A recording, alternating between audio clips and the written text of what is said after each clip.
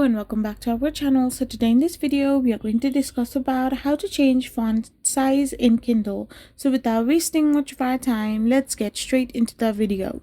So if you have a Kindle device, like the own Kindle application in that particular Kindle device, then you can simply open the book you're reading. Now to change the font on the Kindle, you need to open the book, tap the top of the screen to display the toolbar, and select a capital A and small a icon within the font menu. You can adjust the font size, font style, and boldness accordingly. Alternatively, you can also use the pinch in or pinch out gesture on the screen to quickly adjust the size while reading. So if you're going to follow these simple and easy ways, then you can simply change the font size in Kindle.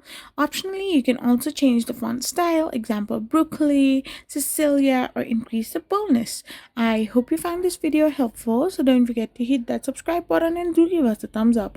We will be back again with more informative videos. Thank you for watching and stay tuned for our next video.